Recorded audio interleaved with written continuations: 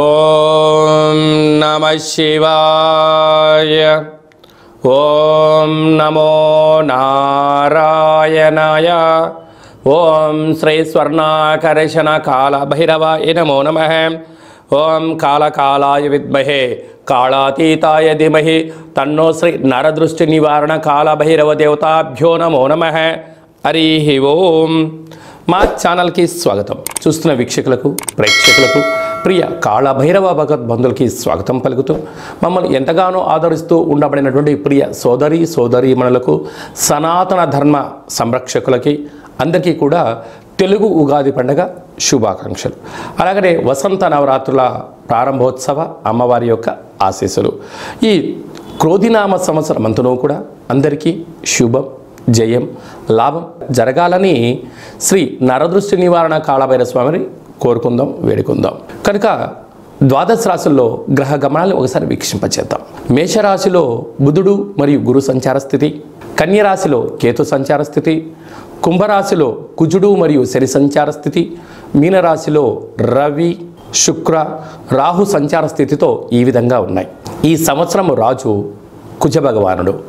మంగళవారం మనకు ఈ సంవత్సరం ఉగాది పండగ అవ్వడం వలన రాజు కుజుడు అవ్వడం వలన నిత్యము రాజకీయ నేతలకు, సామాన్యులకు, ప్రతి ఇంట్లో ఉండబడినటువంటి కార్యక్రమ నిర్వహణ చేసే వారందరికీ కూడా అధిక శత్రు ప్రభావం అధికంగా ఉంటుంది. నిత్యము అంతర్గతమైనటువంటి భద్రతా లోపము, రక్షణ శాఖలో, న్యాయశాఖలో, అడ్వకేట్సు, పోలీసు, రక్షణ రంగాలలో వీరితో బాగా విపరీతమైన ఇబ్బందులు ఉండేటువంటి అవకాశాలు ఉన్నాయి. ఈ సంవత్సరము అధికమైనటువంటి వేడి, అధికమైన వర్షాలు, అన్నీ అధికస్యం ఉండేటువంటి పరిస్థితి ఉంటుంది. భానుడు విపరీతమైనటువంటి ఉష్ణోగ్రతను వెదజల్లే పరిస్థితి ఉంటుంది. పర్యావరణము పరిరక్షణకు దూరం అయ్యే పరిస్థితి చాలా అధికంగా ఉంటుంది. అది ఏ కాకుండా మంత్రివర్యులు శని భగవానుడు. శని ఆయుకారకుడు అవ్వడం వలన శని నక్షత్రాలు 3 నక్షత్రాలు. పుష్యమి నక్షత్రము కర్కాటక రాశిలో ఉండడము, కర్కాటక రాశికి ప్రస్తుత కాలమాన ప్రకారంగా అష్టమ స్థాన శని సంచార స్థితి. 2వ నక్షత్రము అనురాధ నక్షత్రము. ఈ నక్షత్రము వృశ్చిక రాశిలో ఉండడము అర్ధాష్టమ శని సంచార స్థితి. 3వ నక్షత్రము ఉత్తరాభాద్ర నక్షత్రము మీనరాశిలో ఉంటుంది. మీనరాశికి కూడా ఏళ్ళనాటి శని యొక్క ప్రభావము. అంటే శని భగవానుని యొక్క తీవ్రత ఈ సంవత్సరము చాలా అధికంగా ఉంటుంది. మంత్రివర్యులు అవ్వడం వలన రాజు ఆజ్ఞాపిస్తాడు, మంత్రి పరిపాలన అధ్యక్షత నిర్వహణ చూస్తాడు. కనుక ఈ సంవత్సరము అనేక రకాలమైనటువంటి వ్యాధులు, ఇబ్బందులు, చోర భయం, తస్కరణ భయం, నదీ ప్రయాణాలు, అగ్ని ప్రమాదాలు, అనేకమైనటువంటి స్వయం కృప అపరాధంతో జరిగే పరిస్థితి చాలా అధికంగా ఉంటుంది. కనుక ఇలాంటి కాల సమయంలో ఈ సంవత్సరమంతను కూడా శని భగవానుని యొక్క ఆశీస్సులు, మంత్రి ఆశీస్సులు మనకు కలగాలి అన్నట్లయితే ప్రధానంగా ఒక వ్యక్తి తన ఎంత బరువు అయితే ఉంటాడో అంత బరువు కలిగినటువంటి ఉప్పును తులాభారంగా చేసుకొని ఆ ఉప్పును శివలింగ ఆకారంగా ఏర్పాటు చేసుకొని రుద్రుడి యొక్క నమ్మకాన్ని, శని యొక్క మూలమంత్రాన్ని సంపుటీకరణ చేసుకుంటూ జలంతో ఆ యొక్క శివలింగానికి, అంటే ఉప్పుతో చేసిన శివలింగానికి అభిషేకం చేసుకోవడం వలన నీటితోనే ఉప్పు మరణిస్తుంది, నీటితోనే తయారవుతుంది. కనుక సమస్యలు సమసిపోతాయని చెప్పి గమనించాలి. ఈ ఒక్క చిన్న రెమెడీ కార్యక్రమం చేసుకుందాం. శని భగవాన్ యొక్క ఆశీస్సులు పొందుదాం. శ్రీ క్రోధినామ సంవత్సరంలో అందరము ప్రశాంత, సుఖవంతమైన, ఆనందకరమైన, ఆరోగ్యకరమైనటువంటి జీవితాన్ని పొందుదాం. మకర రాశి వారికి తెలుగు ఉగాది పండుగ దగ్గర నుంచి ఎలా ఉండబోతుందో ఈ వీడియోలో సవివరంగా సంపూర్ణంగా తెలుసుకుందాం. మకర రాశిలో ఏ నక్షత్రాలు వస్తాయనగా ఉత్తరాషాఢ నక్షత్రంలోని 2, 3, 4 పాదాలు, శ్రవణ నక్షత్రంలోని 4 పాదాలు, ధనిష్ఠా నక్షత్రంలోని 1, 2 పాదములు కలిపితే మకర రాశి అవ్వడం జరుగుతుంది. చాలామందికి పుట్టినటువంటి కాల సమయంలో డేటా బర్త్లో లేనటువంటి కారణం వలన పేరు యొక్క మొదటి అక్షరాన్ని అనుసరిస్తూ ఆ రాశిని తెలుసుకునే ప్రయత్నం చేద్దాం. ఏ అక్షరాలు ఉన్నట్లయితే బో, జా, జీ, జూ, జే, జో, ఘా, గా, గి అక్షరాల వారు కూడా మకర రాశి జాతకులే. మకర రాశి యొక్క అధిపతి శనేశ్వర స్వామివారు. వీరికి ఒకవైపు ఏళ్ళనాటి శని చివరార్ధ సంచార స్థితి జరుగుతున్న విషయం తెలిసినటువంటిదే. 9వ తారీఖు నుండి 15వ తారీఖు వరకు పుట్టినటువంటి వారందరికీ కూడా ముందస్తుగా జన్మదిన శుభాకాంక్షలు. గతంలో వివాహం చేసుకున్న వారికి వివాహ వార్షికోత్సవ శుభాకాంక్షలు. వీరికి రెండవ స్థానంలో కుజశని సంచార స్థితి, కుజదోష ప్రభావం. తృతీయంలో రవి శుక్ర రాహు సంచార స్థితి, అర్ధాష్టమ బుధుడు, అర్ధాష్టమ గురువు, భాగ్యస్థానంలో కేతు సంచార స్థితి ఉండడం వలన నీటి వ్యాపారాలు అనగా హోటల్ వ్యాపారాలు, డాక్టర్లు, మెడిసిను, అలాగనే పాల ఉత్పత్తులు, ఆహార ఉత్పత్తులు, రొయ్యలు, ఫ్రాన్సెస్, వ్యవసాయ సోదరీమణులు, అలాగనే సాఫ్ట్వేర్ ఉద్యోగస్తులు, హార్డ్వేర్ ఉద్యోగస్తులకు స్వయం నిర్ణయం, స్వయం పరిపాలన, యూట్యూబ్, వాట్సాప్, ఫేస్బుక్, క్రియేటివిటీ రంగాలు, సినిమా రంగాలు, బుల్లితెరలో పనిచేసేటువంటి వారందరికీ కూడా చాలా యోగదాయకమైన రోజులు అని చెప్పి గమనించాలి. కాకపోతే వీరికి ఏలనాటి శని చివరార్ధ సంచార స్థితిలో ఉండడం వలన వీరు ఎంత బరువు అయితే ఉంటారో అంత బరువుగలైన ఉప్పును తులాభారంగా ఏర్పాటు చేసుకొని ఆ ఉప్పుతో శివలింగాకారంగా ఏర్పాటు చేసి ఈ యొక్క శని యొక్క మంత్రాన్ని, ఈ యొక్క రుద్రుడి యొక్క మంత్రాన్ని సంపుటీకరణ చేసి రుద్రాభిషేకం చేసుకోవడం వలన ఉప్పు నీటితోనే పడుతుంది, నీటితోనే మరణిస్తుంది. కనుక సమస్యలన్నీ తొలగిపోయి రుణ సమస్యలు, రోగ సమస్యలు, శత్రు సమస్యలు, స్కిన్ డిసీజ్, అలర్జీ లాంటివి తొలగిపోయి అద్భుతమైన విజయం మీ సొంతం అవుతుందని చెప్పి గమనించాలి. ఈ సంవత్సరము ఇంకనూ మనం విజయం సాధించగలగాలి అన్నట్లయితే రాజు కుజుడు అవ్వడం వలన మనకు వీలైనంత వరకు ఒక్కొక్క నెలలో 4 మంగళవారాలు ఉంటాయి. అలాగా సంవత్సరానికి 52 మంగళవారాలు మనకు వస్తాయి. కనుక వీలైనంత వరకు మంగళవారం ఉదయం 6 నుండి 7 గంటల వరకు కుజహోర జరుగుతూ ఉంటుంది. అలాంటి కాల సమయంలో మౌనం, కుజుడికి మంత్రం ఆరాధన చేయడం వలన, ఎరుపు బొత్తులతో దీపం వెలిగించడం వలన మనకు యోగదాయకం అని చెప్పి గమనించాలి.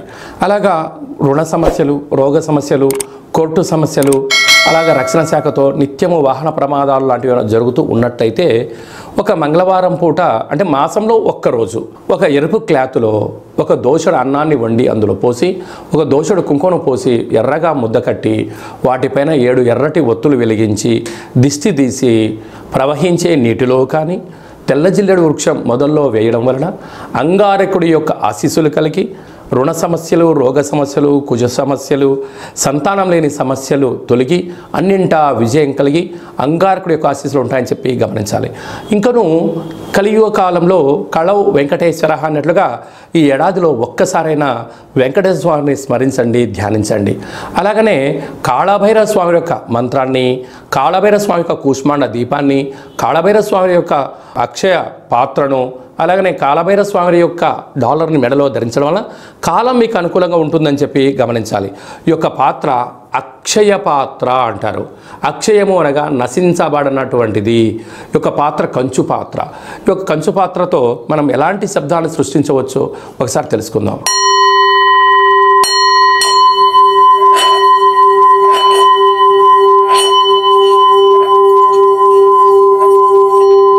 ఈ యొక్క ఓంకార శబ్దాన్ని ప్రతిరోజు ఉదయం స్నానం చేసిన తర్వాత 2 అగరబత్తులు వెలిగించి తిప్పి మీ మనసులో ఏదైతే కోరిక ఉందో 12 సార్లు కోరుకున్నట్లయితే సత్వరమే విజయం మీ సొంతం అవుతుంది. ఇంట్లో ఉండబడినటువంటి నరదృష్టి తొలగిపోవడం, ఇంట్లో ఉండబడిన జ్యేష్ఠాదేవి బయటికి వెళ్ళడం, బయట గ్రామంలో సంచరిస్తూ ఉండబడినటువంటి ధనలక్ష్మీదేవి గళ్ళు గళ్ళు అంటూ మన ఇంటికి వస్తూ సిరుల సంపదకు మనమే కేంద్ర బిందులు అవుతామని చెప్పి గమనించాలి. ఈ అక్షయపాత్రతో పాటి ఒక కాళభైరవ స్వామి యొక్క పిరమిడు, డాలరు, కంకణము, అలాగే మీకు కాళభైరవ హోమాన్ని మీకోసమే ప్రత్యేకంగా చేయించి మీకు వాట్సాప్ కాల్ ద్వారా ప్రత్యక్ష ప్రసారంగా చూపించి అందజేయడం జరుగుతుంది. కనుక అక్షయపాత్రను సొంతం చేసుకుందాం. సకల భూత ప్రేత పిచాచ బ్రహ్మర యక్షర యమదూత శాకిని డాకిని గ్రహ దోషాలు తొలగించుకుందాం. తంత్ర ప్రయోగాలకు దూరంగా ఉందాం. ఐశ్వర్యానికి స్వాగతం పలుకుతాం. అదే కాకుండా ఇంకనూ మనం విజయం సాధించగలగాలి అన్నట్లయితే మన యొక్క దేవాలయంలో నిత్యము 4 మంగళవారాలు, 4 శనివారాలు, అష్టమి, పూర్ణిమ, బహుళాష్టమి, అమావాస్య తిథులందున కాళభైరవ హోమం జరుగుతూ ఉంటుంది. కనుక ఆసక్తి గలవారు ఈ కిందను సంప్రదించి మీరు అక్షయపాత్రను సొంతం చేసుకోగలరు. కాళభైరవ పూజా కార్యక్రమంలో కూడా పాల్గొన్నారు. మీ వ్యక్తిగత జాతకం తెలుసుకోవాలనుకుంటున్నారా?